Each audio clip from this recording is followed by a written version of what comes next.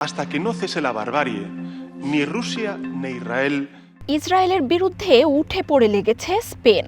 আন্তর্জাতিকভাবে ইসরায়েলকে বয়কটের আহ্বান জানিয়েছেন দেশটির প্রধানমন্ত্রী পেদ্রো সানচেজ। জানান, ইসরায়েলকে একা প্রতিরোধের মতো অস্ত্র নেই স্পেনের হাতে, তাই নেতানিয়াহুর বিরুদ্ধে কূটনৈতিকভাবে সর্বোচ্চ ব্যবস্থা নেয়ার ঘোষণা দিয়েছেন তিনি। 9 acciones adicionales para detener el genocidio en Gaza. আন্তর্জাতিক সব খেলা থেকে ইসরায়েলকে নিষিদ্ধ করার দাবিও জানিয়েছেন স্পেনের প্রধানমন্ত্রী। গাজার গণহত্যায় ইসরায়েলকে আন্তর্জাতিক কোনো ইভেন্টে অংশ নিতে দেয়াটা কতটা নৈতিক সেই প্রশ্নও তুলেছেন তিনি। বলেন, ইউক্রেনের জন্য রাশিয়াকে যদি নিষিদ্ধ করা হয় তাহলে ইসরায়েলকে কেন সেই সুযোগ দেয়া হচ্ছে? Persecuciones e injusticias a lo largo. শুধু কূটনীতিই নয়, ইসরায়েলের গণহত্যা বন্ধে দেশটির সাথে $1 বিলিয়ন চুক্তিও বাতিলের ঘোষণা দিয়েছে Spain. Es quebrantar todas las leyes del derecho humanitario.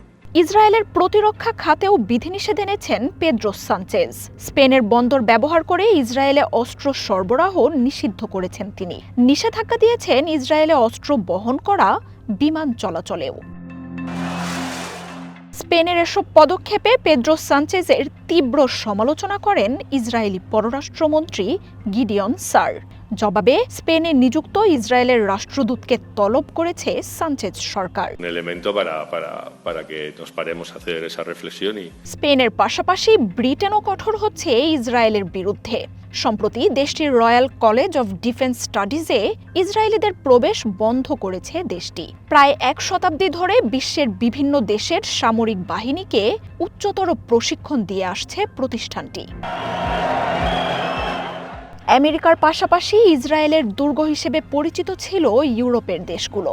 প্রভাবশালী এসব দেশের অস্ত্র ও সমর্থন ইসরায়েলের শক্তির অন্যতম উৎস। তবে 2 বছর ধরে গাজায় গণহত্যায় ইসরায়েলের বিরুদ্ধে পশ্চিমা দেশগুলোতে বিক্ষোভের ঝড় উঠেছে।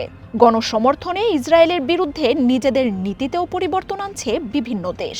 সেই তালিকায় শামিল হয়েছে জার্মানি, ফ্রান্স ও বেলজিয়ামের মতো দেশগুলো। আগামী সপ্তাহে জাতিসংঘ অধিবেশনে ইউরোপের প্রভাবশালী দেশগুলোর স্বীকৃতি পেতে যাচ্ছে ফিলিস্তিন।